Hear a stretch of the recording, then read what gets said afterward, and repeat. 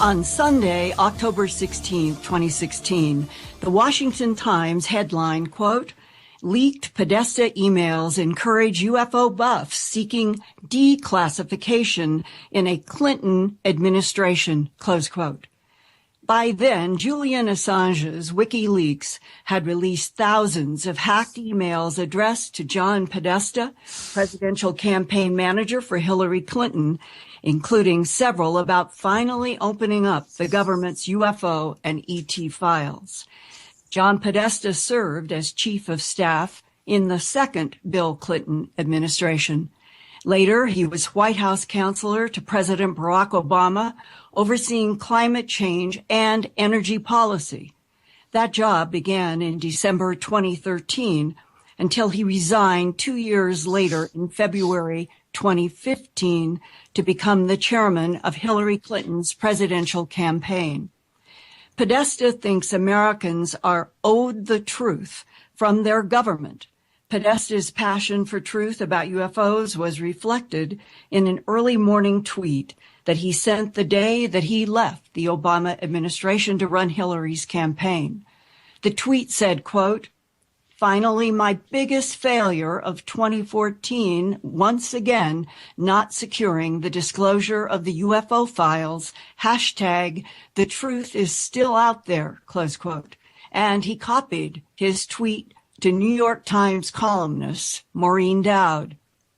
3 months later, in December 2015, reporter Damon Steer from New Hampshire's Conway Daily Sun asked Hillary about UFOs, and she answered, quote, "Yes, I'm going to get to the bottom of it. I think we may have been visited already. We don't know for sure," close quote.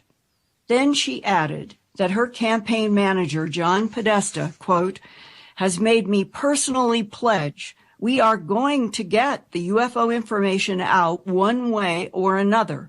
Maybe we could have like a task force to go to Area 51 in Nevada," close quote. Keeping track of the John Podesta and Hillary Clinton interests in breaking open truths about UFOs is Grant Cameron from Winnipeg, Manitoba, Canada. Grant produces the website presidentialufo.com. When WikiLeaks started dumping John Podesta's hacked emails at the beginning of October 2016, Grant emailed me that some of the hacked emails were sent between John Podesta's office and Tom DeLonge, author of the March 2016 book Secret Machines, Chasing Shadows, about the Nazis, World War II, and UFOs.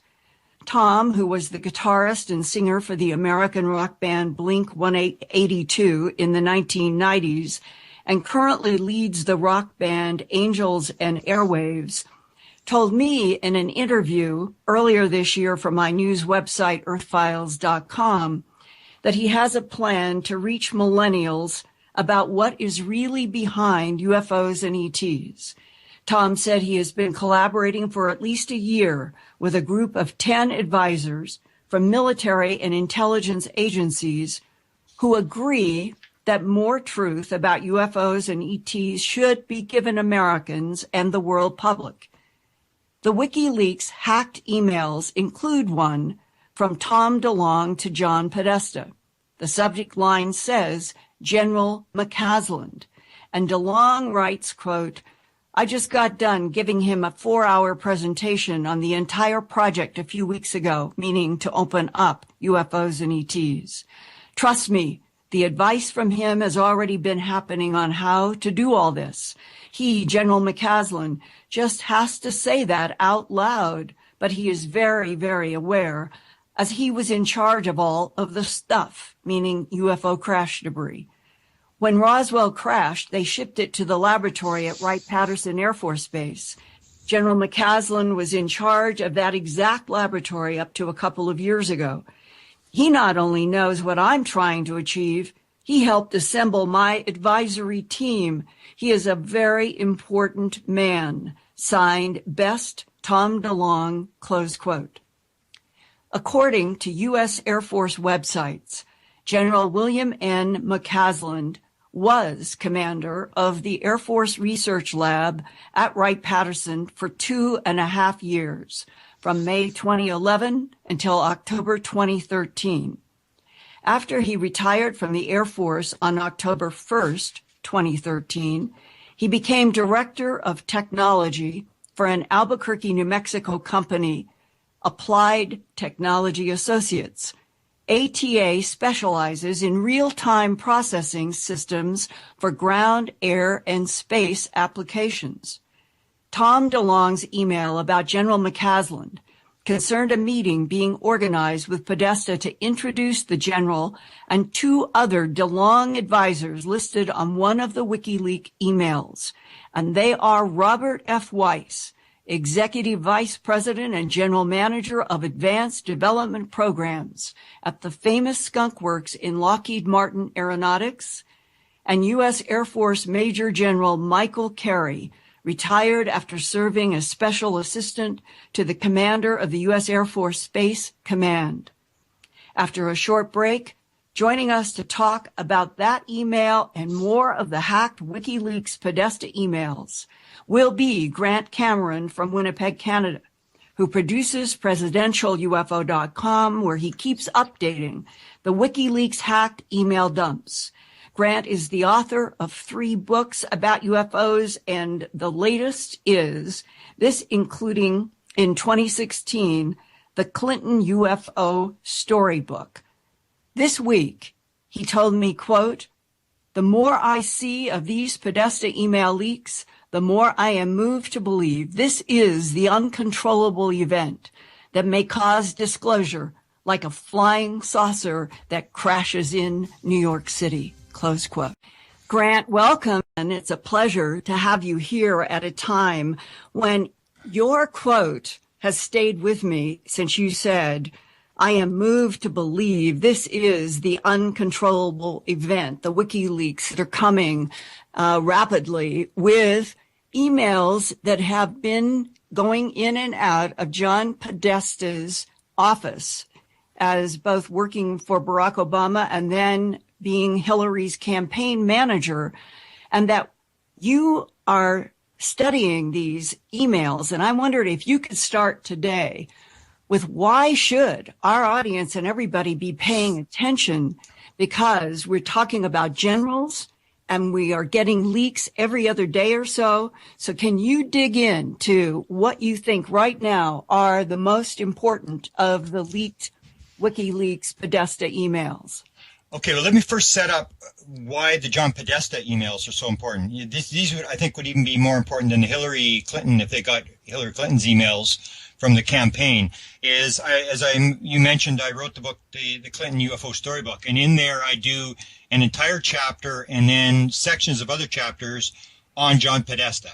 And why John Podesta is important is because he was 6.5 years in the Clinton administration. He was chief of staff for 3 years. He was set up Barack Obama's administration. He was the special advisor to Barack Obama. 40 of the people in the Barack Obama administration come from his think tank, the Center for American Progress. And he is very, very powerful. He's probably the most powerful Democrat in the country. And he's extremely interested in UFOs. Now, whatever triggered it, we don't know. I just know that during the Clinton administration, he was known as the X-Files man in the Clinton White House. And he actually went home when X-Files was on to watch X-Files. He's reported in one newspaper as actually having phoned Area 51 to see what was going on. So he has this great interest in the UFO subject. And I filed about 100 Freedom of Information Act requests with the Clinton Library. The one that was denied to me is the John Podesta 50th birthday FOIA that I filed. I had learned that on John Podesta's 50th birthday, because he was so much into UFOs and X-Files, that Bill and Hillary Clinton hosted a 50th birthday party for John Podesta inside the White House, and Bill and Hillary dressed up like the X-Files characters. And there was 83 photographs. There was a movie film that was taken, and I filed, and they denied this to me. They said no, and they said it was personal personal material, and I said, well, he's a public official. This happened in a public building, and it went to Bill Clinton and his lawyer, Lindsay, on appeal, and they turned it down as well. It was the only FOIA that I actually got turned down on, and they still, to this day, 8 years later, will not allow these pictures to come out.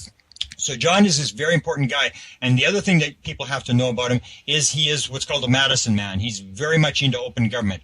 He's made a number of speeches. If people Google search John Podesta and Princeton University, made a very clear speech there, long speech on the importance of open government, weighing unthinking secrecy versus national security, these kind of issues. He's big into this kind of stuff. And he is like the smart guy, the Wizard of Oz behind the curtain. He's the guy that pulls the strings, and he is the first and last word in the Hillary Clinton campaign. He's the only person that the Clintons will actually listen to. He's the guy that cleaned up Bill Clinton's Monica Lewinsky mess. He cleaned up the Whitewater mess in the first term, and he's been with the Clintons all along. And he's basically this very smart guy who's into UFOs. So when I heard that his emails were leaking, I realized that here's a guy who has been pushing for a number of years to try to get disclosure. He's trying to get the story out. And I already knew, and it's in the Clinton book that I wrote, this whole initiative and how he set it up. And you mentioned the first tweet, this tweet that happened in February of 2015 as he's leaving the Barack Obama administration, where he says, once again, which to me means that he tried to do it with Bill Clinton and he couldn't get Bill Clinton to do it. Once again, I'm unable to get the UFO secrets, the documents declassified. And he starts through 2015, and he, from before the emails started to leak, I knew that he had something going, because first, when you make a tweet like that coming out of somebody's administration, this is very embarrassing to the administration. This is like a sort of slap at a Barack Obama that he's basically putting on the record. I tried to get the UFO stuff. I talked to Barack. I couldn't get it. Indirectly, he's making this very direct tweet, because John Podesta doesn't tweet very often. And the other tweet that he had happened in September 29th. Lena Dunham, who's a actress and a writer-producer, does an interview with Hillary Clinton. And after that interview, John does a second tweet. And it's in that tweet where he says, "Good interview, Lena. Next time, ask Hillary about the aliens." So Steve Bassett and I knew that something very significant had happened, that John Podesta was doing something. Because if you're running a billion-dollar campaign for the President of the United States, you do not put anything on the table that you do not know where it's going.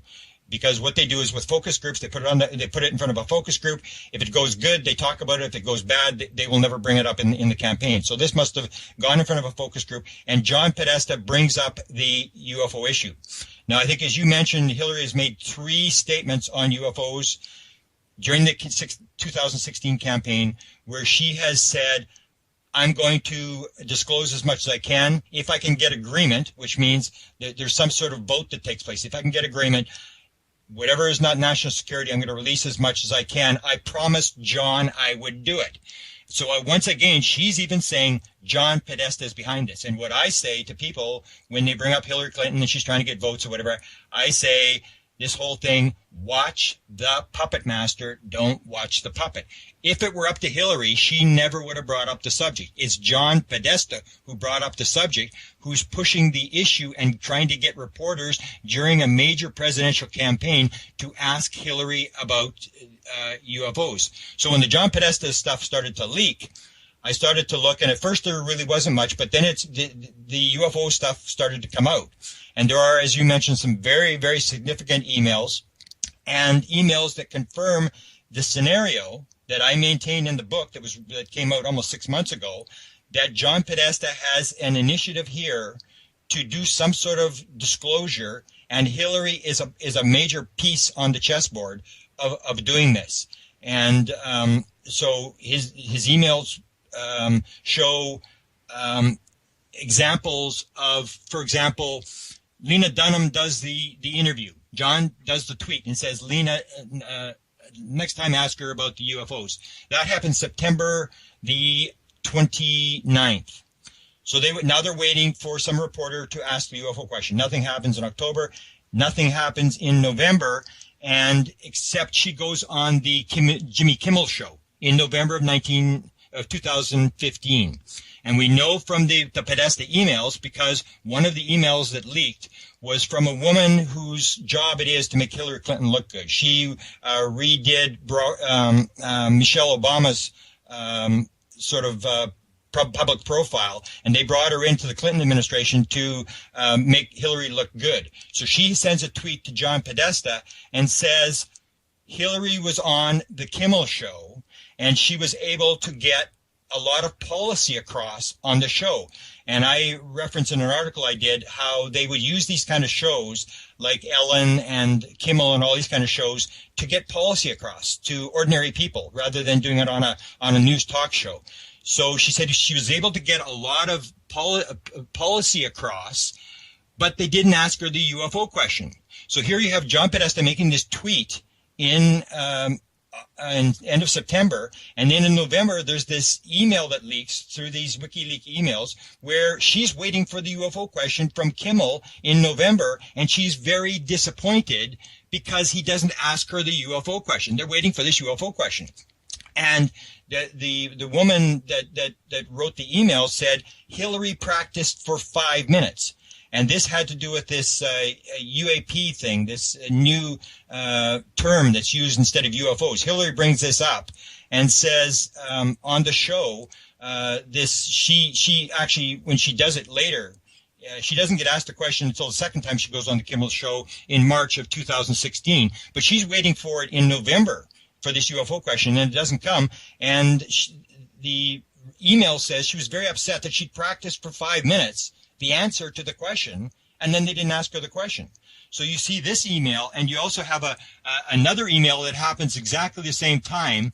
And this is one that I haven't mentioned to you before. This was one that comes from one of the top lobbyists in Washington, D.C., and the guy's name is Jim Davidson, and he's a lobbyist that if you're the president, you only have limited power because you still have to get stuff through Congress. And this guy's a lobbyist that works with Congress. So he helps the president get stuff through Congress. Now, he writes an email on November the 12th, a couple days after Hillary doesn't get the question on the Kimmel show. And he writes to John, and I'll quote what he says. He says, "You are now legitimately famous. One of my favorite programs on, Channel 116, quoted you as trying to get to the bottom of the UFO reports, but that the CIA had frozen out the Clinton administration." So he writes this to John Podesta, and John Podesta answers with 3 words, "More to come," which is very prophetic as to what's going to happen. That John has this plan that he's unraveling. So Hillary doesn't get this question, and then you get into the real significant stuff that happens, and that has to do with Tom DeLonge. And Tom DeLonge has these 10 advisors, as you pointed out, and one of them he indirectly says is John Podesta. And it's important to note how he sets this up. What he says, and this is where this original quote where you say, where you quote me saying, this could be the sort of the leak that they can't control. This is like the flying saucer crashing in New York City. And the DeLonge one is where it's going to come from. Because what DeLonge does, and this is all in the emails, if people go to the WikiLeaks and to the John Podesta emails, and they Google, or they search, as a search engine there, put DeLonge in there, and you'll see all these emails. What DeLonge does in interviews, he describes how he approaches a bunch of officials inside the U.S. government, and one of the people he approaches is John Podesta. He gets a hold of him. He talks to John on the phone, and he says, "I've got this plan, this media empire, and I can get the message across to the young people." And he says he makes his pitch to John Podesta, and he tells him how he's going to do it and why it's important and how you're going to make the military look better, and you're not getting the message across, and I can get the message across to these young people. And he says John just sits there and listens, and John doesn't say anything. So he's finished, and he doesn't know what to do. So he says, "Okay, that's it." And John says, "Okay, I'm kind of busy. Phone me back in a couple of months." They hang up the phone, and he figures, I've blown it. John Podesta couldn't have cared less. He thinks I'm some crazy rock star who's just on some trip of doing this kind of stuff. So he doesn't phone John Podesta back. And this is where what I'm saying people have to watch. There's been almost 20,000 emails leaked of John Podesta's, but they claim that there's 50,000. So there's a lot to come yet. One of the ones that I think could actually really upset the whole apple cart is the one that happens that Tom DeLonge talks about. So Tom says, I phone him. He doesn't make any comment. I'm talking to him. And then he says 2 months later, he says, suddenly there's a flurry of emails in my box from John Podesta.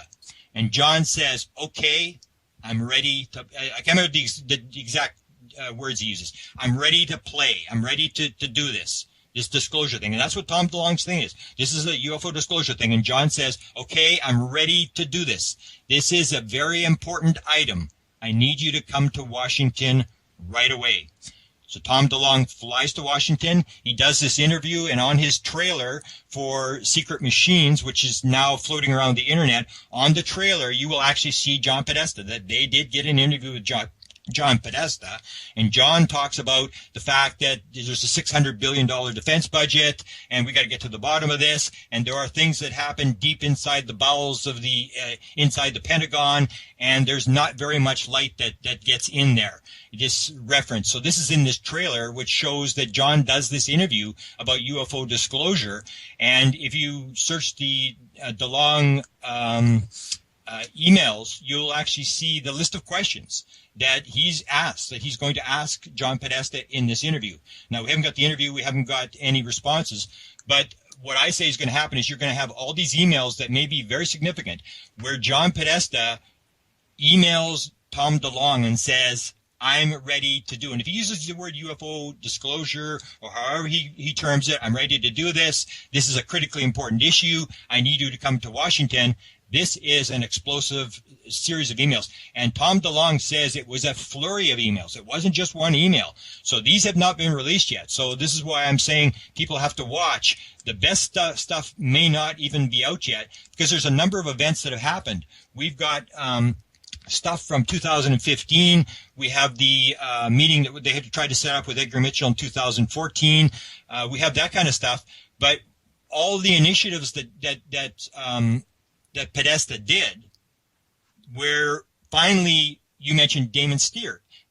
December 30th, 2015, Damon Steer finally, after John makes this tweet on September the 29th and says, somebody asked her about UFOs, finally Damon Steer asked the question on December 30th. So we have not seen the emails yet. What happens inside the Clinton campaign between Podesta and all the advisors? What actually happens? Do they have a bunch of emails that fly around when they finally ask Hillary the question? And it may be great. The plan is working. We're going to get this. It's going according to plan. You never know what's going to come out in these emails.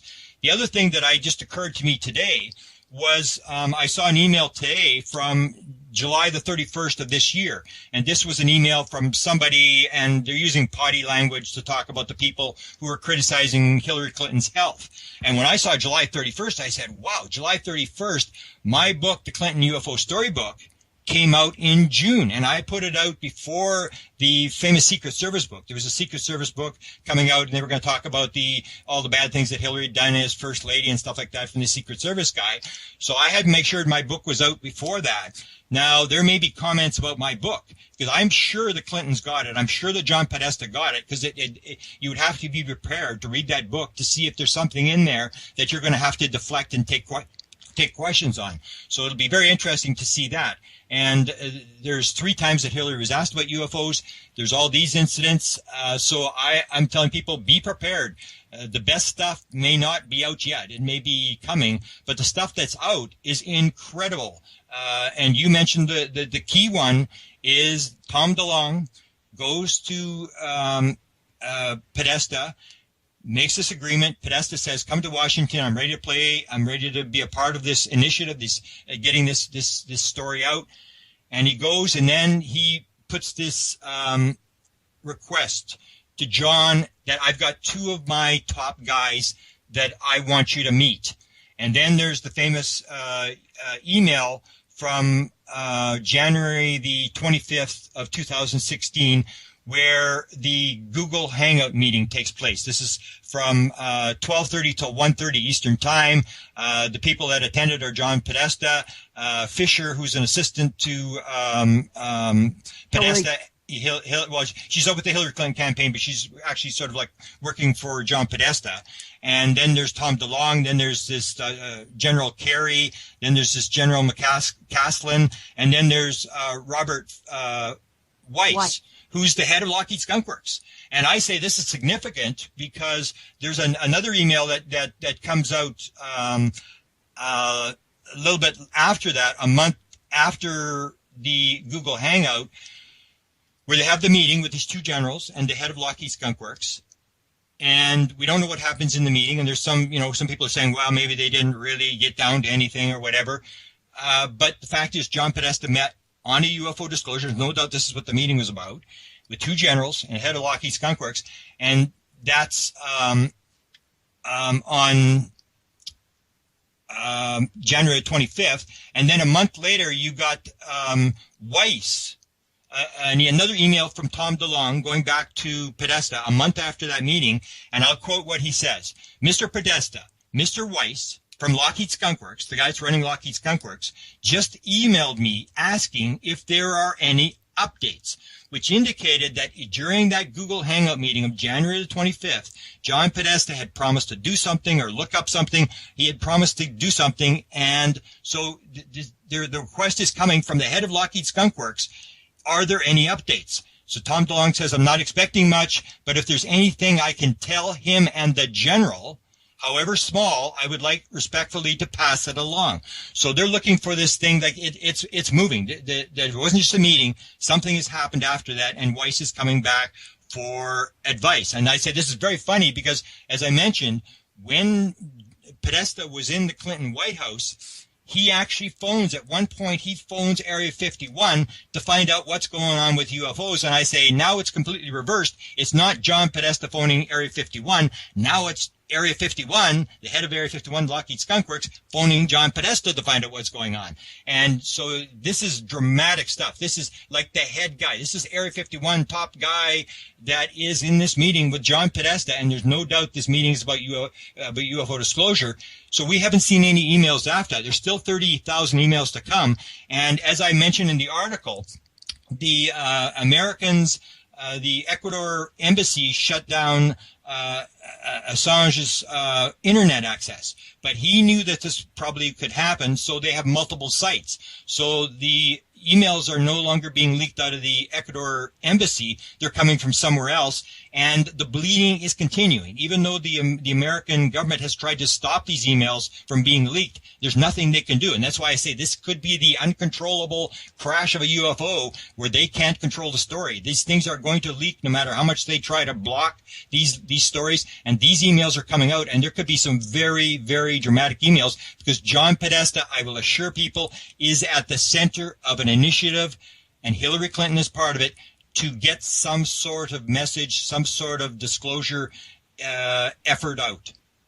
And Grant, why with generals, with the head of Skunk Works at Lockheed, in these emails, why isn't there New York Times, The Guardian, Washington Post? Why aren't there articles going into this like you and I and a few others have done? It is a surprise. As I mentioned, the Washington Post just a couple of hours ago did an article on John Podesta and his emails, and they do mention the UFO material. They mention the Edgar Mitchell emails, and they sort of write Edgar Mitchell off as a flaky type guy that was trying to get him to get a part of the extraterrestrials in outer space or whatever, and they sort of laugh it off. But I put a comment on the Washington Post thing and say to them, you left the major part out, the meeting that John Podesta had with two generals and the head of Lockheed Skunk Works, and it was on UFO disclosure. And even though you pushed them, I don't know what it is that's sort of stopping them, whether it's the 24-hour news cycle, whether it's still the sort of the toxic issue that no reporter wants to touch the UFO issue. Although there are three reporters, and I have sort of fed stuff to these three reporters that asked the questions in May of this year. In May of this year, the New York Times did a straight-up piece on Hillary Clinton and the fact that she had said she was going to make a disclosure. The minute the New York Times did that story on May the 10th, that almost gave a green light. And then you saw this flurry of questions inside the White House press daily briefing. And the three questions were asked by three of the major reporters. And the questions they asked were not laughing little green men questions. They were very serious questions like, what is going on here? Is there extraterrestrials? Is this thing being classified? Is Barack Obama going to beat Hillary to the punch? Is he going to disclose? And the press secretary, Ernest, walked around it by saying, I don't have a clearance for that. I don't have a tab in my briefing book. And then on the 16th, there's a third reporter, an African-American reporter, who really gets upset with him. And it's almost like the tide is changing. It's like the media has realized they've been had. And she says to him, what about Roswell? Is this classified? What is going on? And Ernest starts to get a drink of water as she's asking the question. And she confronts him. She says, look, you're doing the dance at the podium. You're trying to figure out what you're going to say to me, how you're going to walk around this. You're not going to get away with this. And I couldn't believe it. It was like, you're not going to get away with this. And he said, you just keep trying. So there was this initiative where the reporters were asking very, very serious questions. It may just be a matter of time where it's just one email that comes out where he actually uses the word UFO disclosure and come to Washington, and this is serious, where someone asks him the question, because eventually these people will be confronted. They've already been confronted. Billy Cox told me, who used to do the UFO blog for 30 years out of Florida, told me I contacted all those people, all the generals, the Lockheed Skunk Works guy, Podesta, and nobody would respond. So right now, the main players are running for cover, these key generals and people like that, but they can't run for cover forever. Eventually somebody is going to ask the question, and it may just be the extent of the emails, because I would say there's got to be 50 UFO emails now that have come out. And if we're looking at 100 or 150 emails in the John Podesta emails that are doing with UFOs, it may just be that these reporters are working behind the scenes and we haven't seen the articles yet, that they're actually digging into the story. So it may just be a matter of time, but you are right that they are a lot of them are doing the UFO story. They're doing the Edgar Mitchell email story, but they're not, and a lot of them are just reprinting what everybody else is doing.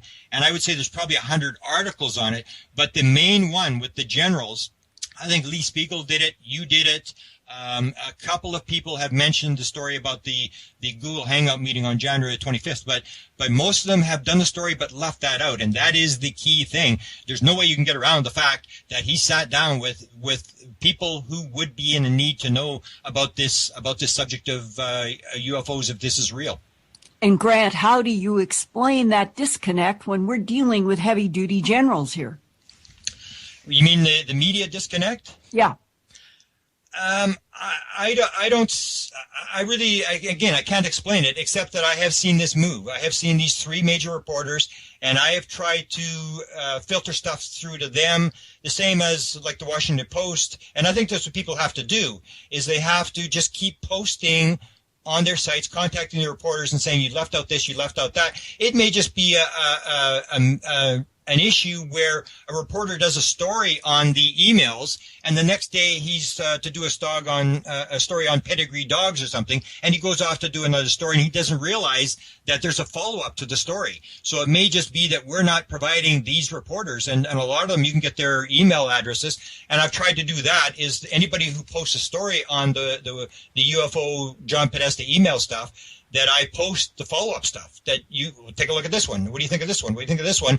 And not make any comment about, you're not doing the story or whatever, and just hope that somebody picks it up. Because whether it's now or 100 years from now, somebody's going to eventually jump on this story, and the Washington Post and the New York Times are going to be like these three reporters in the White House press room who are going to realize we've been had, this thing's for real, and they're going to start asking serious questions, or the Washington Post or New York Times is going to put 6 reporters on this thing and say, let's get to the bottom of this. This is Pulitzer Prize type stuff. Let's find out what's going on here. It may just be that we don't know, but it is true that they are sort of missing the boat. They're sort of around the fringe of the story, and they're not doing the Little Green Men articles. They're at least sort of handling it sort of on a straight news story. have you gotten any rumors, any scuttlebutt about what could really be behind the matrix that is causing a push forward right now, and that it may parallel what also feels like a forced push to Mars? Well, I mean, I believe that there's three initiatives. There's three separate initiatives. There's the Podesta initiative, which when you look at the things that he's done, what Hillary has said, and when you look at these emails, it sort of confirms that they're waiting for these UFO questions. They want this out for whatever reason, that, and I don't know what the end game is. I've been told, watch January. January is significant, and of course that's when Hillary gets in if she wins, when she's inaugurated. It could be that. I haven't been told what's going to happen, but what I have been told is that this is not something that they're trying to figure out. The plan is in place. And that seems to come through Podesta. When you hear this, it's like there is a plan. Okay, this is how we're going to do it. I don't know what the plan is, but it's not, it used to be, well, we're trying to figure out what to do. We don't want the government's fingerprints on it. And now the story that I'm hearing is different. The plan is in action. And as of last week, and I'm not a part of any of these groups, but from what I've heard, it's green light. You'd figure that these emails are leaking and everybody's running for cover and let's hold this thing off. It's getting too hot. Exactly the opposite. Nope. The plan is still on. I've been told watch for January, and as if nothing has changed, that this is going on. So there's these three initiatives. There's the Podesta one, and there's the Tom DeLonge one, and there's no doubt that Tom DeLonge is talking to 10 people. The three of them are mentioned already in this WikiLeaks thing, where they, on January 25th, they actually name who these guys are. And as you look them up, I looked them up, and these guys are actually in positions, high-ranking positions. They would be in a position of need to know. And so it backs up the fact that Tom DeLonge does have these people. And I know two of the people that he hasn't mentioned yet who are part of a third. There's two crossover people that I'm pretty sure are crossovers. And so I do believe that Tom DeLonge has the 10 people. I sort of think that a lot of what he's being fed, he has a story that he went in with as to what he thinks is going on, what the aliens are up to. I don't think they're trying to change that. I think that whether it's you or whether it's me or whether it's Bill Moore or whether it's Stephen Greer or whether it's Tom DeLonge, that when we get information from government people, we don't have a need to know. And so the material we're getting is, to me, is always going to be partly true, partly false. That Tom DeLonge provided a situation where he had this sort of a bully pulpit where he could get the message out to the young people. So they looked at it and said, yes, we can use this guy. So he's being, I wouldn't say used, he's being managed, the same as we're all being managed, that they want something out. And what they do, I think, with Tom DeLonge is the same thing they did with Bill Moore. That Bill Moore, when he first got contacted back in the 1980s, and he was famous for the Roswell incident. He was the first to come out with the Roswell book. And I think it was 7 days after he came out with the Roswell book, he is first contacted by this Falcon thing, this whole initiative. And they said to him, you're the only guy that knows what you're talking about. And Bill Moore, you knew him, I knew him. That's Bill Moore. He said, yeah, I'm the only guy who knows what I'm talking about. He didn't take the bait. He gets contacted a couple days later. He's on his book tour. He gets contacted the second day, and they say, you're the only guy who knows what you're talking about. We're here to help you. And because of the ego thing, he gets dragged into this thing, and they use him to put out a bunch of information. He ends up getting burned and actually leaves the field. And I think Tom DeLonge is the same thing. He comes in with ego. He's this powerful guy. He can get this message, and they say, can we use this guy to get out a message? And yes. So I don't really believe necessarily that his stuff is all 100% true, but I absolutely do believe that Tom DeLonge has these 10 people and that they are high-level people inside the government and that they are providing him bits of this story. The same as there's a third group, and it's not really a group, it's a bunch of people that I've had interactions with for the last couple of years, and I suddenly realized that they're talking about the same sort of stuff. And so I just sit on the sidelines and I listen, and theirs is theory is a bit different. Tom DeLonge's is sort of a negative alien spin on the thing, and this is more the love and light crowd that are. Yeah. Grant, could we right here go to a reality check on one of the quotes from Tom DeLonge to me back in May when he said, about how he got these 10 advisors. Quote, I was told that there are numerous ET gods fighting amongst themselves, and they are interjecting themselves into human affairs. Mm-hmm. I am being told that a lot of this is being kept secret because we humans are trying not to initiate a conflict with, this is a quote allegedly from one of his advisors, an adversary that we poorly understand. That was the quote. And later on, he and I talked about whether or not the Earth, humans, back engineered ET technology is it strong enough to take on this poorly understood adversary. So now his whole discussion with me was about the Greeks, the Anunnaki, the so-called ancient gods of Earth that have always been portrayed to humans as mythological, when in fact they never were gods. They were always extraterrestrials who each other over territory. Okay, that's what I'm saying. His is like a negative. The UFOs are bad news. But what we had a discussion about this yesterday. What I point out is, and I will have to write this up, and I will actually quote him from an interview where he talks about when it started.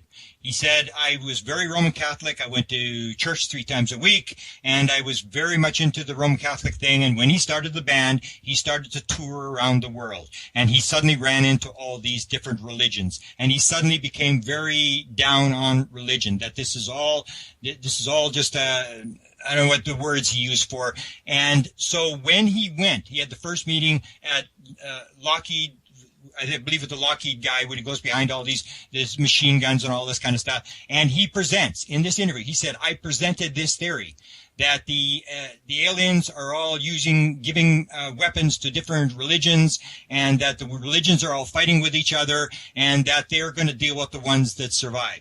He had that theory, according to me, he had that theory before he talked to these guys. And what I say is, whether you're Bill Moore or DeLong or Stephen Greer, I don't think they try to convert you to change your view. They let him have that view. He came in before he got in. He had that view of how the UFOs were panning out. I have my problems with it because I know that the number 1, 2, 3 genocides in the 20th century were from atheist communist regimes, Cambodia, China, and Russia or the Soviet Union, which is almost 100 million people, that had nothing to do with religion. So I have very grave doubts that this whole thing has got to do with bad religions and religions fighting with each other. So I have that problem. And the people in the third group have got, as I said, have got an entirely different view. It's the love and light, the aliens are here to save us, and it's the same advisors. So if Tom DeLonge is saying these advisors are telling him that these are evil aliens and they're using religions to fight with each other, and they're giving Russians and Chinese weapons, and they just want people to fight with each other, then they're telling 2 different stories, because the third group, none of them are telling me this kind of thing about the religions and the fighting. So that's why I think that if you come in, they let you have your belief system. They just need to manage you to get out what they want out. Everybody's being used. Let's go one more reality check. In that interview with Tom DeLonge in May, he said about his 10 advisors, this is a quote, "It is a really big deal to these guys. And it's a big deal because they look at this as an existential threat. They look at it as serious as the Manhattan Project was to win World War II. These guys are working on things that are big, secret, dangerous, and they take enormous measures to keep a secret because they really do feel that's what's needed for them to deal with the UFO phenomenon for all of us." Now, that was the context, and there are some contradictions.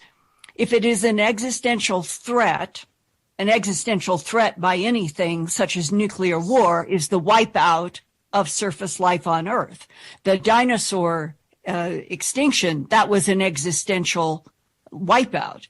So when that word is used, existential threat, that means the survival of humanity appears to be at stake for these guys working with DeLong.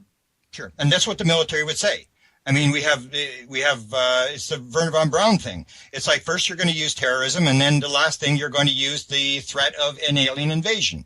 That we have to keep the military budget going. So I'm not surprised. I don't really even believe they're telling them that. But if they did tell them that, that's the military view of this whole thing coming out. And I have a lot of problems based upon what I know about consciousness and how this thing works, where he's saying, for example, he's saying the secret is not the what we're keeping from the people, it's we're keeping it from the intelligences behind the UFO. We don't want them to know what we're doing. This is nonsense. The beings behind this thing are like a million years ahead of us. We are not keeping anything secret from us. They shut down nuclear weapons. They turn on nuclear weapons. They do whatever they want. And telepathy, there's no way you can hide it. So when he says that, I mean, just bells go off in my head and say, there's no way that this is what the secret is about, is that we're running a game on the aliens and we're ready to fight them and they don't know what we're going to do and we're working on this technology with which to fight them. The aliens know every single step of what people are doing because it's non-local consciousness. You can't walk around non-local consciousness. They know exactly what's going on. They can tap into everybody's mind. And so I have this problem with it, but that's his scenario. But what I say is the third group, who has some of the same advisors, is telling a completely different story, that no, they're here to save us, that this is a good thing. And so that's where I come down on saying maybe they just let you, whatever thing, if you want to believe whatever you want to believe, you come in. And because if they start fighting with Tom DeLong about, you're wrong on this, you're completely off base, he's going to turn off. They need him on their side. So they play along the same as they did with Bill Murray. The only guy who knows what you're talking about. You're so smart. We agree with you. And they just set the hook and they pull you along, and he's delivering some sort of message, some sort of stuff that he's getting out. For example, I tell him, you have to write a fictional book. That's the oldest story in the world. That is Chase Brandon putting out his book, the Christus Conundrum, where it was, he said, was reviewed by the CIA 8 times before it was released. Change this, change that, change this date, whatever. And it's basically written by the CIA. And you do it in fiction. So you protect the classified material and you put out whatever story you want to put out in a fictional book. He's done exactly the same thing. Put out a fictional book. You don't know who he's talking about, but the message is coming across and you protect the classified material. And that's what it's about.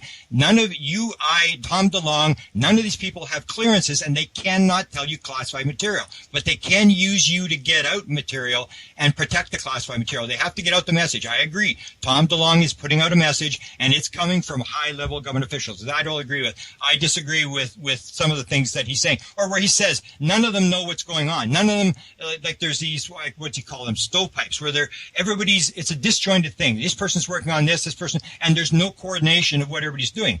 I do not believe that for a second. I believe this thing is 7 carbon copies deep, and it's completely controlled, and that's the way the government works. They're over-controlled, and it's all being controlled. There's no way that you have 15 UFO programs going on, and that none of the people in any of the programs know what the other people are doing, and there's no oversight. I firmly believe the president is in charge, and there's oversight, and there's even an email in the Podesta emails that confirms this.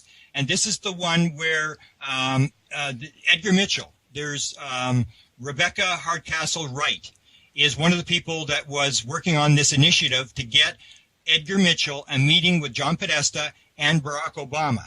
And in this email, she sends it, and Rebecca sends this email, and Podesta's assistant writes back and says, okay, Podesta can meet with Edgar Mitchell on August the 11th, 2014. So Rebecca checks with Edgar, and she says he can't be in Washington on that day. Can we do a Skype conference with me, Edgar, and Podesta?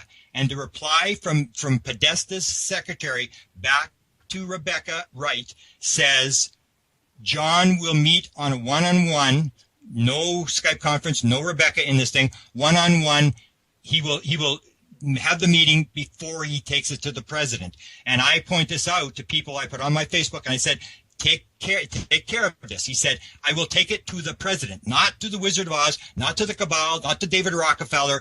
He will take it to the president, which means it confirms my opinion that the president is in control. So if they want this thing on UFO disclosure, which was what the Edgar Mitchell meeting was about, and 0 Point Energy, he said, I will meet with Edgar, and then if it works out, he's going to screen it. He's the gatekeeper for the president. If it works out, I'll take it to the president, which indicates to me the president is running the show. So when Tom DeLonge says nobody's running the show, there's like 15 programs and they're all doing their own thing, and nobody knows what everybody else is doing. That's not the government. That's not the way I understand the government works. It's over-controlled. It's like totally over-managed. But Grant, somebody is going to have to say in January 2017, if the scenario is to finally start opening up UFOs and ETs, a singular message. Because if they went out to the New York Times with the contradictions you have just described, people would throw up their hands and walk away. Yeah. Oh, I agree. I mean, as I said, I do not know what is going to happen. I'm told January, and people ask me, well, what about people you're talking to? I said I will trust these people with my life. I know 4 of them. I've met them. I know there's probably about 7 or 8 that I think are part of this other group. But I would trust them with my life. So I agree that something's going to happen. I have no idea what's going to happen, and I still have the reservation that whatever they do, they're going to spill the milk, and it could get real ugly. I can't see any way that they can do it without causing some real uncontrollable situations arising because you have to at some point say they're here, and Hillary did say that. That's where you have this partial disclosure, which I believe they're doing, where I believe Hillary said this on purpose, where she said they may already be here. She is the first high-level official that has ever said any such thing. You will have officials, Barack Obama, Clinton, people who will say, or Jimmy Carter, yes, I believe there's life in outer space. That's one thing. It's another thing to say they're here, because the number one debunkers on the UFO thing is science. Science says you cannot get here from there. The distances are too large, and so it is a big deal when you say they may already be here and you're the person running for the president of the United States. That, I think, was staged. That's the kind of thing where it didn't backfire on them, but they have a plan, and I don't know what it is, and I still think that once they say they are definitely here and we've been lying, things could get ugly. I agree. I have no idea what's going to happen at that point. Hey, Grant, I just listened to your last hour, and I find it very interesting. But I'll throw a few thoughts that I have at you, what I think might be going on. It's a little different. To start with, there was an article that was in a mainstream newspaper that was released on Sunday, and it was in the Boston Globe, and it was by a guy that worked inside the government at one point. He wrote a book. But the article was saying, vote all you want, the secret government won't change. Okay. Uh-huh. And the way he summed it up is we elect these people to go into government, and when they go in there, they run headfirst into national security issues. And the national security issues are basically, this is how the country's going to move forward based on what the people behind the government want. So it can be a whole different types of scenarios, whether it's we want to expand and protect our industry or whatever. But they really don't have a lot of say even when they get in there. And he cited some examples of when Obama first came into office and what he wanted to try to do. And he ran headfirst into a storm that he could never get around. In other words, every time he tried to do something or wanted to do things certain ways or ask for certain things from inside the Defense Department itself, he got answers that weren't acceptable to him, but that's what he had to accept. So here's what I'm starting to think is happening. Podesta's a progressive. Would you agree with that? Yeah. Okay. He doesn't like it when he doesn't get his way. And what I mean by that is, there was, I think I saw it on one of your blogs that you wrote on this. He was doing an interview, and as the interview closed, his comment was, he's forming these groups, he's working on this project, but he learned very little, if anything, while inside government. Do you remember that interview he did?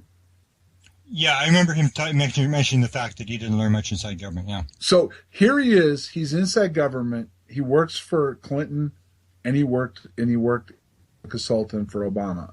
He doesn't like, as he calls it, open government. He doesn't like the fact that certain things aren't being discussed, but it's mostly his interest, because some of the things that are going on right now with that is coming out on WikiLeaks and all this other stuff doesn't paint him in a very good position, and he's not too happy with that.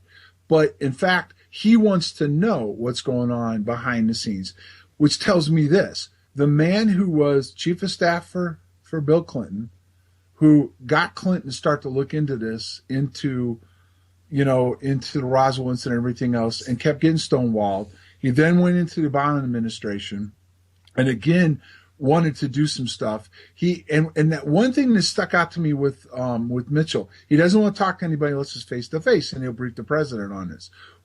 Well, to me, that says he's going to go to the president and tell him some stuff that the president should look into. But again, is the president himself being stonewalled inside the secret government or the DOD or whatever? Because here's something that stands out to me.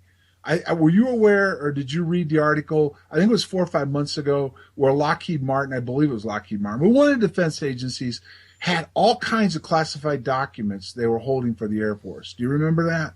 No. They all disappeared. They said they lost them. They were wiped out. They said they don't have backups. They're gone. And this was about the time Hillary was doing this thing about how she might want to open it up when she becomes the president.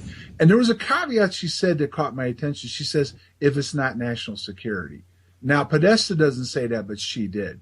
So the bottom line to me is I don't think the president's control this. I think this is one of those things that's inside the secret government, if that was a good word that was used in this article, which, by the way, was a mainstream paper. Now, this wasn't a conspiracy site talking about the secret government and how they control things. And I think this is one of the things that they can't get at. And I think the president probably does get somewhat of a briefing. He has to, somewhat based on technology and everything else. But I don't think he's got any of the presidents have been sitting there, maybe other than Bush Sr., and that was because he worked inside one of the alphabet soup agencies. And I think that Podesta, this is a pet peeve of his. And I also think, and I haven't seen all these emails, but it sounds like most of what's been leaked has been what, so far at least, has been what DeLong's working on. And all they've done is basically drop a couple generals' names, which no one's been able to confirm how deeply they're into this. And it was just on another thing that caught my attention the other day. New York Times, a guy that was vice chairman of the Joint Chief of Staff, just pleaded guilty to leaking classified material. He was a Marine general, James Cartwright, just pleaded guilty for leaking information to the New York Times. And the interesting thing part about that, with all this stuff going on with Clinton and what she's done, that a general still would get popped for this. It's interesting to me, was that also a message out to these retired generals? Be careful what you do, because we're not going to be afraid to prosecute you for that. So I don't think this is one area that I don't think they have a lot of access to. Podesta definitely wants it. Maybe he does have a plan, but there's no guarantee just because this is what he wants that he's going to be able to get what he wants, just for the fact that if she comes in, if she's elected and raises her right hand, she now falls under the National Security Act, which is a whole different animal. What say you? Okay, national security, I say that all national security, all clearances, and all classifications are under executive order. It's under the President of the States. He produces the clearance. He doesn't have a clearance. He doesn't have a security clearance. Everybody that reports to him, that whatever security clearance they have, or whatever agency they're with, or private company that's got security clearance, it all comes under executive order under the president. So I believe that he has to say, he has to play this game. We really don't know what's going on because it's classified. They can throw him in jail, as you pointed out with the general, the same as everybody else for leaking classified material.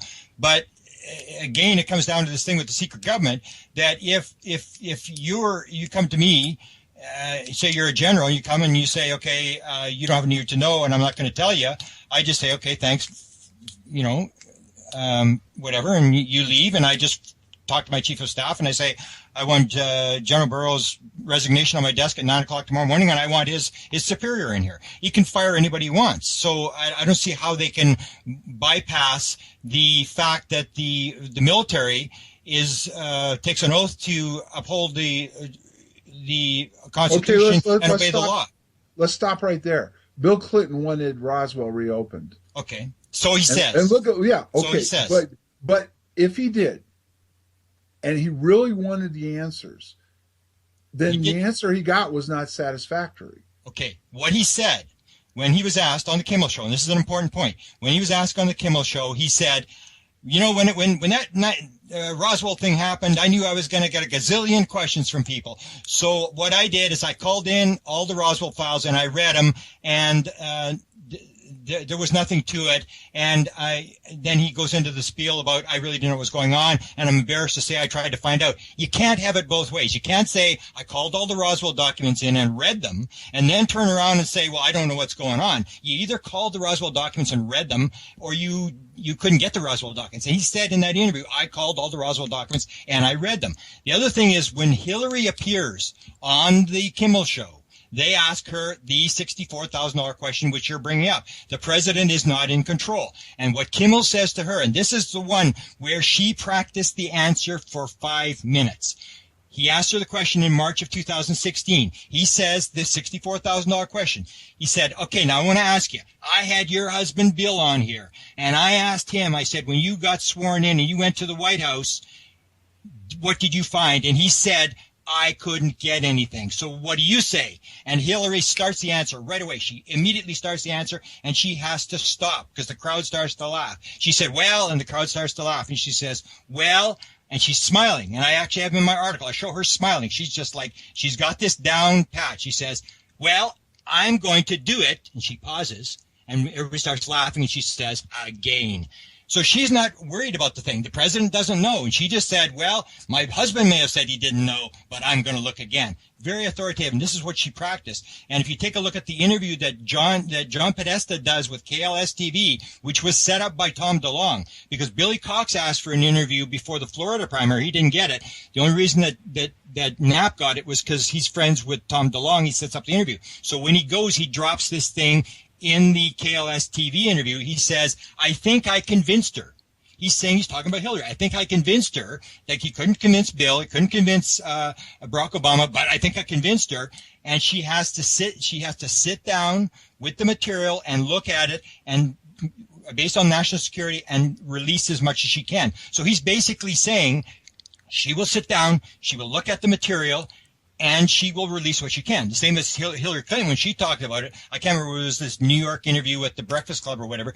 She said, depending on national security, if I can get agreement, which means you don't have to go to the evil cabal, you don't have to go to the Wizard of Oz, if I can get agreement that there's a group in there that makes a decision. And what I say has happened now is that it used to be like, say, 12-0 and then 10-2 and 8-4, and now the vote is like 7-5 the other way, and that there's more people in favor of putting this thing out. So she's saying if I can get agreement, which means to me that there's a group, whether it's the head of national security, the head of the CIA, or whoever's in this group with her, they make the decision and decide, or do we want to go with this or do we not want to go with this? And that's why I say it's so important to watch Podesta, because Podesta is a guy who's running a presidential campaign. He's been inside the center of power. And if there's nothing they could do, why would you bring up the stupid UFO issue that could cost you the election? Well, I don't disagree that it possibly could cost her election in a normal election cycle, but this one is not even close to that. But let's go back to what you just said, okay? In other words, she still has to get agreement from somebody. Yeah. Oh, yeah. Okay? So that means she doesn't have the final authority, because if she did, once she came into office, she would simply say, bring me the files and get a speechwriter in there and go ahead and make an announcement to the country. So she still has to clear this, okay? Number one. Number two, getting back to Bill, okay? And she says, I'm going to readdress this. She still dropped a caveat, if it doesn't affect national security. And that goes back to this article the Boston Globe just wrote about how that Obama came in with these grandiose ideas and got stomped on because it involved national security. And not only that, but, okay, a classic example. All these Air Force files that are classified projects just disappeared. Do you really believe they're gone? Or did they just say they're gone so that even if she wanted to look at them, they could tell you, sorry, Madam President, but we don't have these files anymore. They were lost. But they're reporting to her. I mean, she would know where they've gone. They may come from the president. No, because they've already said they were lost. But that they make this stuff up all the time. It's like they lost the Rockefeller documents. I mean, this is a common story. Is you have to make this stuff disappear. So the president says, okay, we clear these documents, get them out of so people can't get them. I mean, you never know where the order is coming from. It could be coming from the president that this is bad news. We don't want these documents floating around, and move it out of here. You know that there's more money spent on security for a program than on the actual program. There's piles of money spent on security, and they have probably 100 different ways to make sure that nothing leaks out and that this material is going into sort of a vault. Even back to 1948, when Truman comes in, he hires General Landry as his air advisor, and he says, okay, part of your job, and this is February of 1948, he says, part of your job, I need an oral briefing on UFOs every 3 months. I need you to go to CIA, gather the material. So in 1948, already they knew, do not put it on paper, that the UFO thing is all done like orally. And that is actually given by George Bush's vice president, Quayle. Quayle, there's an interview that he does where he says, he's talking about the presidential briefing, and he said, there's stuff I know and George Bush knows that other people don't know, and I just want to let you know that the most interesting things in the security briefing that they get in November after they win, the most interesting stuff was the stuff that they didn't write down, that they just told us about. So they make all this stuff disappear. Sure, you don't want to get caught with this stuff.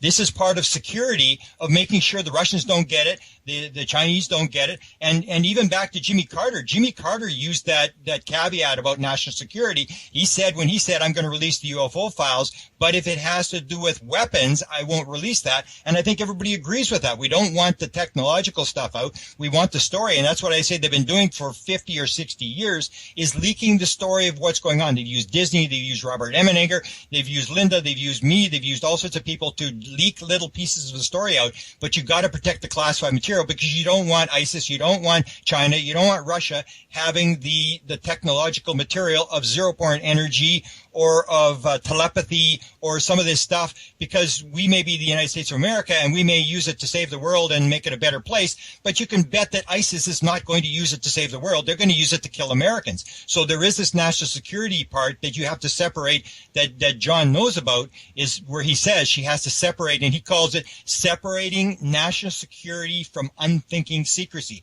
There is stuff that we can release that doesn't have to be classified. So he's not saying we're going to release everything. He says there's stuff that we can release, and he says, I think the people can handle the truth. He said it a number of times. So it's not everything's going to be released. It's enough to reveal the fact that this thing is for real, but protect the national security part, which I would agree with. You don't want the technological stuff, because it comes down to lead time in weapons, that if you're developing weapons, which they're doing from this technology, you want to be ahead, so that if there's a war, you've got the technology and the other side is going to take 20 years to develop the technology that you're now going to use in the war. So that's a given, that there's going to be this national security. I still maintain, and I used to believe in the secret government, but I maintain constitutionally that if the president didn't have constitutional control of the government, somebody's going to walk. You're not going to have Kissinger and all these high-level guys who spend their whole life and talk about Constitution and get to the top, and then it's like I tell the story about the football. You have the football, the nuclear codes that go with the president and the vice president, and they have two,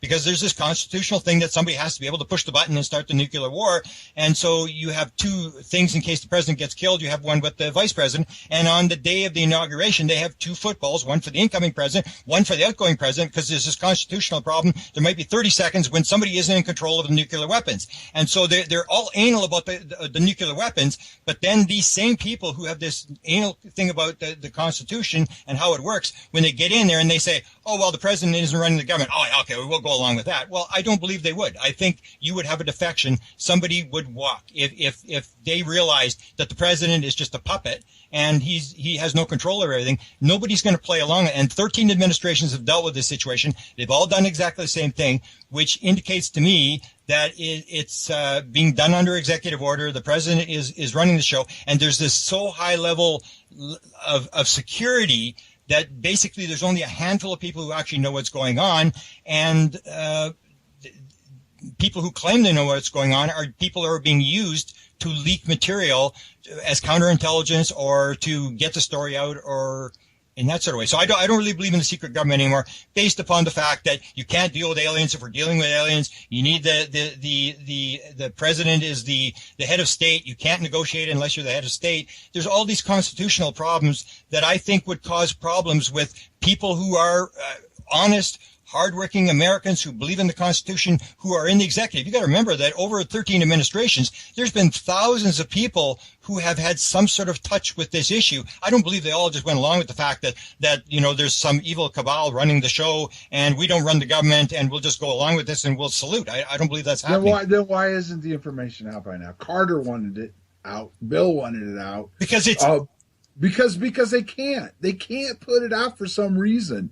Okay, there's something holding them back. By now, if you had President Carter that said he wanted it out, then you turn around and have President Clinton want it out, and neither one of them could get it out. Why? Well, it's parts they don't want out. They don't want the fact that they've been lying to the people out because the stock market meltdown. I wrote the article on my website called "The Reasons the Government has Decided Not to Tell the Truth." I go through 64 reasons, and you start looking at this thing of them once it sort of leaks where they confirm it, where the president actually stands up and confirms it. There's a lot of things that could go wrong. And if you're the president of the United States, you don't want to be in a position where the whole country melts down under your control. You want to be the president that goes down as the guy who dropped unemployment and, made things better and everybody was happy and this kind of stuff. You don't want to be the guy that suddenly says, we've been lying, and then have all these reporters descend and everybody starts selling oil shares and the stock market starts melting down and everybody starts selling and you have this panic in the stock market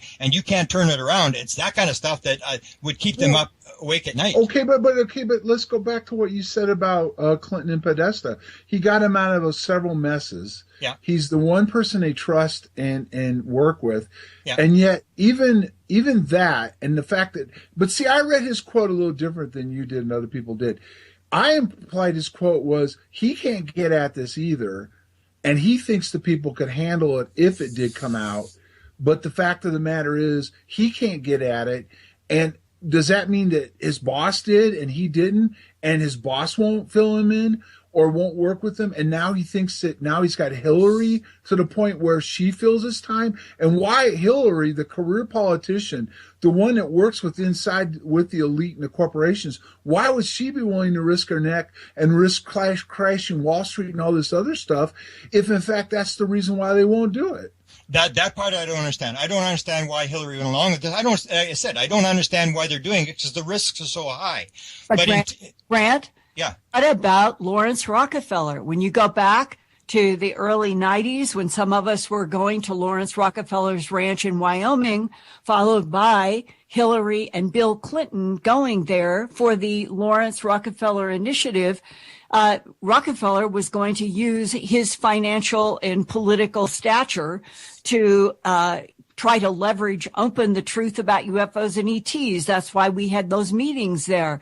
And that means that Hillary and Bill Clinton were on some inside information about UFOs and ETs with Rockefeller even then in the early 1990s. Yeah, that's another example that shows that the president is running the show, because when Rockefeller went, and I point this out, and people maybe haven't caught on yet, Rockefeller never got to the president. As much power as he had, he never got to the president. He had to deal with the science advisor.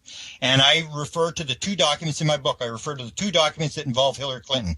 And the one says everything from Rockefeller to the science advisor, and everything from the science advisor back to Rockefeller is going to the First Lady's office. And for 13 or 14 years, I could not figure out why that was taking place. When you take a look at the president is in charge and you have to pretend that he's not in charge, that's how it works. He never got to the president because the president is running the cover-up. So you can't have Lawrence Rockefeller talking to the president about UFOs. So what happens is they send everything through the First Lady's office, and at night, the First Lady, who's not in the government, goes to Bill and says, okay, Rockefeller says this, the science advisor says this, and she gets instruction. The president cannot be drawn into it. And when they did in 1995, in August of 1995, Bill and Hillary go to the Rockefeller Ranch because it's all about swing voters, and the swing voters were technological people who were into rafting and camping. So he had to go to the Rockefeller Ranch. He didn't want to go there. Dick Morris told him he had to go there. He was furious to go to the Rockefeller Ranch. He's at the Rockefeller Ranch, and according to Whitley Strieber, according to what Rockefeller told him, Bill was not at the briefing. No, this came from Marie Galbraith, who ran Rockefeller's, all his UFO programs, all the money, all this kind of stuff. And she said categorically to Antonio Huneeus that Bill Clinton was not in the briefing.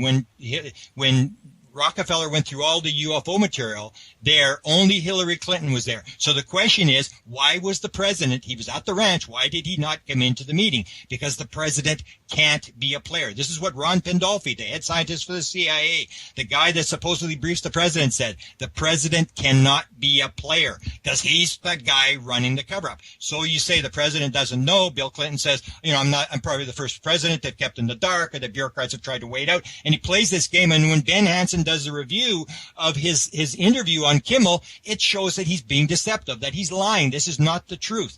And so you play this game, and that's why they went through Hillary Clinton, is because she could unofficially go to the president and the stuff would come back. And when he was at the ranch, according to Whitley Strieber, what Rockefeller said is that at one point, he brought up the thing with UFOs with Bill Clinton, and Bill Clinton said, it's like the Arkansas tar baby. You can't touch it, because once you touch it, then you can't get away. And the more you try to get away from it, the more you get stuck to it. And that's what it's about. It's keeping the president away from the issue. Make it look like the president doesn't know there's an evil cabal and stuff, because Linda can't interview. Race Hobb cannot interview the evil cabal or the Wizard of Oz, but we all know where the president lives. And if it becomes known that the president is briefed on the subject, then it's a real subject. This is not some little green man, people making stuff up. If it becomes known that the president has been briefed, then it's game over, because they're going to start asking the president. And if the president says he was briefed, then it all falls apart. It all unravels in 48 hours.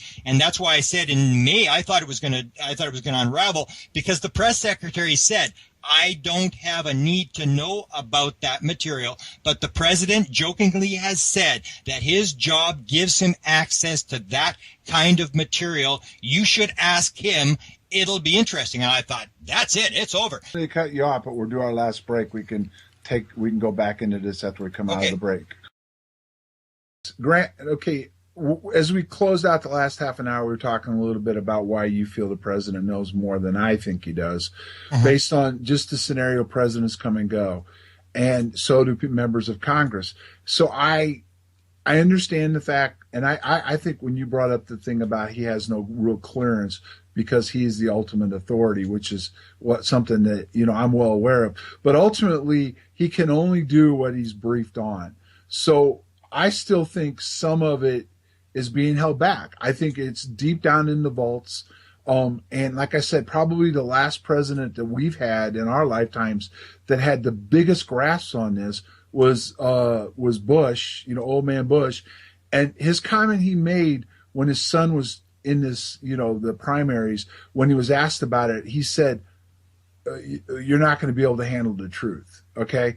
You're not going to be able to handle the truth. And so I think based on his background working inside CIA, he was an ambassador, he was the vice president of Reagan, and Reagan made some interesting comments, and then he was the president. I think he knew the most, but I think it's being held back. But okay, let's go forward now.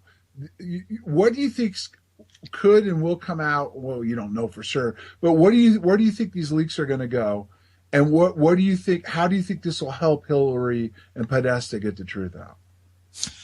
Well, I think there's two different scenarios. One is the Tom DeLonge scenario, and they're going along with it. So you know what Tom DeLonge's going to bring out. He's going to bring out the thing where this is a threat, and these are good guys in the government who are working their best to handle this threat, and they work their hardest. They're loyal Americans.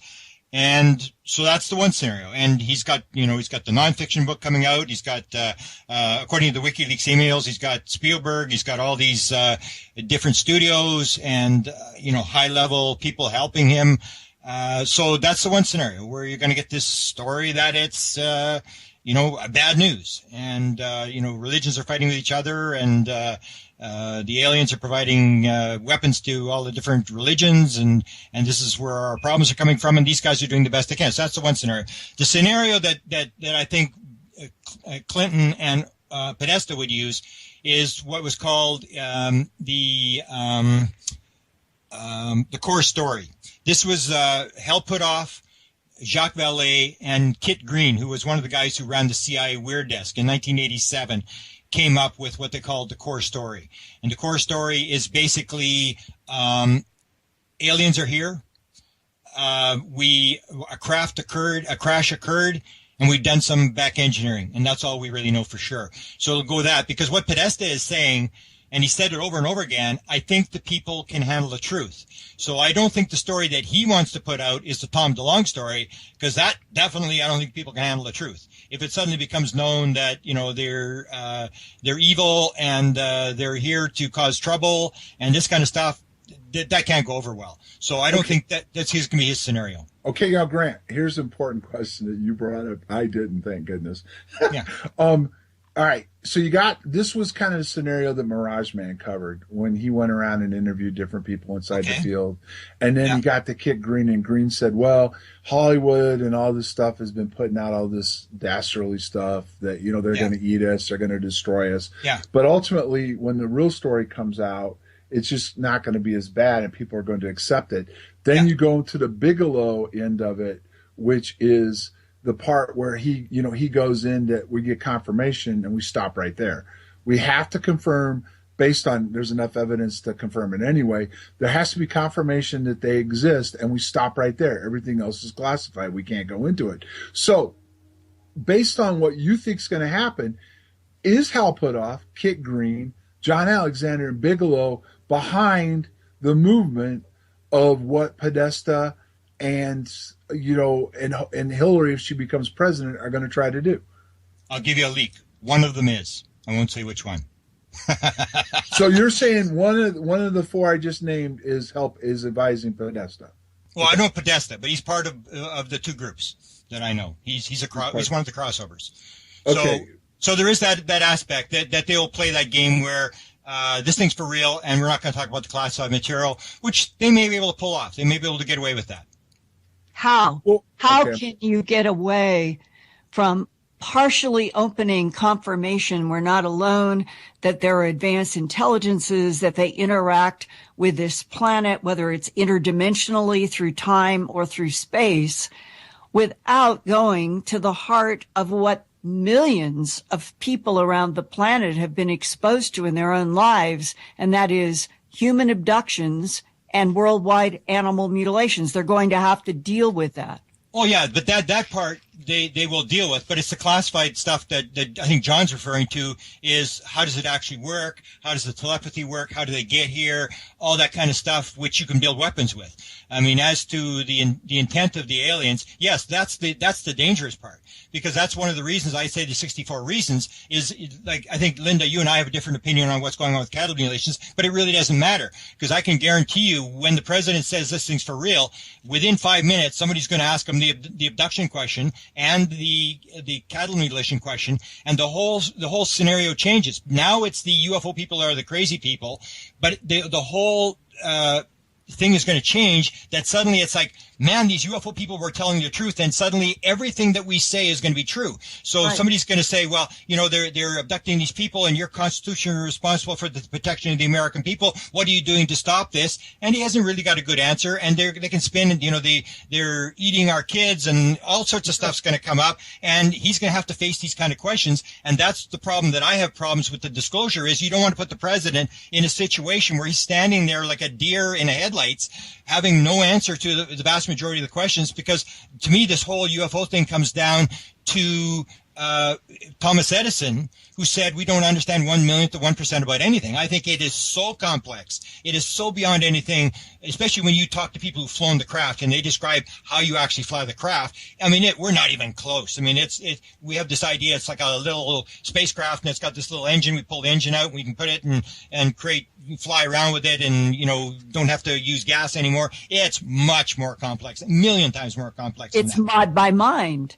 It's by consciousness. Yeah, and most of that stuff they don't sort of understand. So that's the kind of stuff I think they want to, because to me, it comes down to the Russians and the Chinese and the Americans. It's a game of chicken. It's who's going to put their cards down first. I asked that of Scott Jones, who's actually in the emails. He's referred to in the Edgar Mitchell email, and I talked to him about it. He didn't seem too interested in the fact he was in the WikiLeaks thing, but he told me the story of the Chinese, that he went to the Chinese, and because he worked for Claiborne Pell, they thought he worked for the government. He said, no, I don't work for the government. I work for Claiborne Pell. It's part of the government, but it's not the government. And he said, no, everybody works for the government. Don't tell us that you're working for the government. And he said he was talking to high-level Chinese people at the top, and he said to them, why don't you beat the Americans to it? Why don't you disclose? And the Chinese, according to Scott Jones, said, when the Americans disclose, will be a close second. So it comes down to putting your cards on the table, and that's the classified material they want to protect, because if you put your cards on the table and you give the Soviets, the Russians, 20% that they need to put the pieces together, the Russians say, we decided we're not going to disclose. Now they've got everything, and they're running the show. And that's where nobody wants to put their cards down. Grant, the actual quote from Scott Jones in an interview was, the Chinese had shown him photographs. They had shown him technologies that could only have been from advanced ETs. And Scott Jones was asking them, why are you not leading with opening this up to the world? Yeah. And that the Chinese representative bowed with hands clasped and said, because we are waiting for the United States to act. And I asked Scott Jones at that moment in the interview I did with him, does that imply that an agreement went down when Nixon broke all of the tradition and went to China and met with Mao? Is this what they talked about? Extraterrestrials, and that the United States was asking officially to be allowed to be the open leader, the one who would put the cards down first? Yeah. I mean, there is this, I would agree there are agreements. Even there's agreements on the whole thing about the nuclear weapon thing, that if you have an unidentified, it can easily be identified as a Soviet, attack, and vice versa, an American attack on the Soviet Union. And so there's always been these stories that there was these agreements to check this stuff out, with the hotline and all this kind of stuff before you push the button, and that these UFOs were causing a lot of these alarm type things, and they had to overcome this and have an agreement of how they would handle these alarms when these UFOs were doing incursions and stuff like that, where they're flying around, so they're not misinterpreted as nuclear weapons coming inbound from the enemy. So what do you think that Hillary or any U.S. president in January 2017 can say as a full announcement? Well, that's where I think they go with the core story type thing. We just want to confirm that this thing's for real, and we're not going to talk about the classified material. And then Grant, let me bring something into this then, okay? Yeah. You know as well as I do, if you go any other scenario, forget the UFO for just a second, if we're going to war, if there's an attack and everything else, the president says very little. Okay, the president might come out and make the announcement that, like when Bush did when we started our attack, both of them did at different times, and, to take back Kuwait when we started our attack in Iraq. But most of the people that have to go out in front of the cameras are going to be like the Secretary of Defense, the Joint Chief of Staff, the science people, the alphabet soup people. All those are the ones, and are going to have to go in front of the camera and give briefings and stuff. So the president is only really a puppet in a way anyway, and a figurehead for simply the fact that he's just going to come out at some point if this happens, and if she says, okay, we've looked into it, and blam, this is what I've gotten at, and this is what I can tell you now.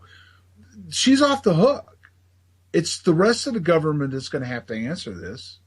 Although they're still responsible. I mean, you can't sort of get away from the fact. How's she responsible if she just took office? But Yeah, okay, but that's the thing. So you do it at the beginning, yes. I mean, but in terms of it becomes, that's what one of the problems when you become president is suddenly it's your cover-up, it's your CIA, it's your NSA that's running this show, and suddenly it becomes different where it's easy to attack from the outside and say we want disclosure, but when suddenly it's you, and that's what I said when I wrote the 64 reasons for the cover-up, is that if I gave the briefing to anybody, you would do exactly what they're doing because you'd say, well, holy shit, I don't want to be in the middle of that thing. You can see all the things that could go wrong because suddenly you put yourself in their shoes. And that's what Tom DeLonge is saying, and that the other people I'm talking to is that these are honest people, and some of them I've met. I know 4 of them, that they're just ordinary people, and they're like government employees who are doing the best job they can with a very difficult situation.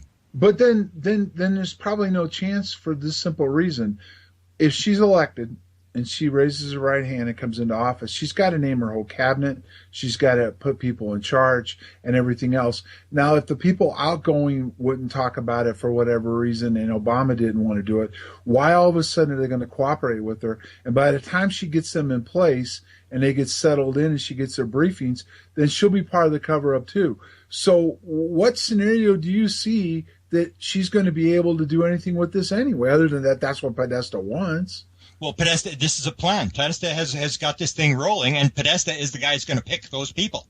He built Obama's cabinet. He's going to build her cabinet. He's going to tell her who to put in there. And these people are already in place that you're going to play this role. You're going to do, whatever your role is. So I agree. It's a difficult position.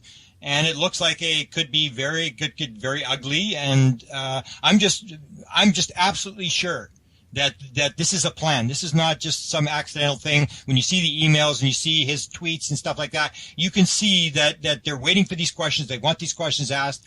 And even Hillary's saying they're probably already here is already disclosure. It doesn't have to be 100% disclosure. Let's slam on the brakes for a minute right now. Yeah. Okay. All right. The scenario that no one will ask her. Okay. She has the power to grant interviews, and so does Podesta. Okay. She could ask somebody from the press, whoever they want to pick, just like she did one interview recently. I forget what was it, 60 Minutes or whatever. She did do a brief interview. She could pick somebody friendly, Podesta and her, and sit down with the idea that they're going to discuss UFOs, and it could happen. Why haven't they done that? She has the power to do it right now as a private citizen to go into what she wants to do, or even right after the elections and go into what she wants to do. Why hasn't she done it, and why won't she do it? Unless she does do it. But right now, there's no signs that she could set up her own interview to have certain questions asked. Because that doesn't seem to be part of the plan. Seems to be that they have to have somebody ask the question. I was told that by some of the people I know. It was this thing that we don't want the government's fingerprints on it. We want somebody else to do it. So if she sets it up, because she has not brought up the subject, not once, she's never talked about UFOs. She has only asked 3 questions, but they forced those questions to be asked. And that seems to be part of whatever they are doing. That's part of it, that she can't bring it up herself, that it has to be asked of her. But that means she doesn't have the power. Well, she does, because she has to. But let me ask you something. No, it's like doublespeak here, because if in fact she wants this out and she's going to be the president and has the power to do it, why does somebody have to ask her before she brings it out? Because it's part of the plan, John. If you want it out, and I hear this from these people who say, oh, this guy, he's a deep throat guy and he's a whistleblower and he knows the whole story and he's got 15 levels above the president and all this sort of stuff. And if they want it out, John, they go to the New York Times and they go to the Washington Post and they say, this is the story. What documents do you want? Here's the photographs. Here's the gun camera footage. They give them whatever they want. That's not how they're doing it a different way. That's doing with this gradual disclosure. It's been going on for 60 years. They've been dropping these bits and pieces. Barack Obama comes on. He's breathing 42 times a minute when they ask him, what about you? Bill Clinton said he couldn't get anything. What about you? What did you find when you got to the White House? And he's breathing 42 times a minute when he answers this. And he said, I can't reveal anything. So you have these things where it's done in a certain way, and they've been doing it with this gradual disclosure thing. So it may not be a full disclosure. It may just be some more of the little pieces that people aren't really paying any attention to, that they've told us all sorts of stuff. The Area 51 thing was leaked. It was definitely leaked because Bob Lazar, who was actually there when he was caught, when he was taken for a debriefing, they didn't fire him. They didn't arrest him.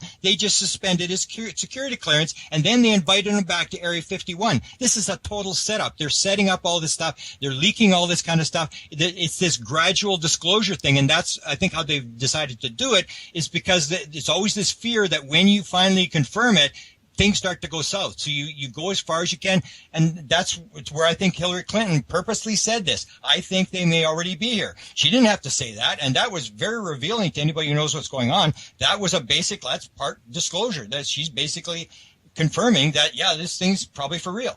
But Grant, which of the scenarios between the ancient gods were ETs on this planet, and that there is a threat that is existential, and that wars are being fought through human bodies, versus that we're in a universe in which all photons are connected to every other photon through entanglement, and that other dimensions are key to how intelligences travel?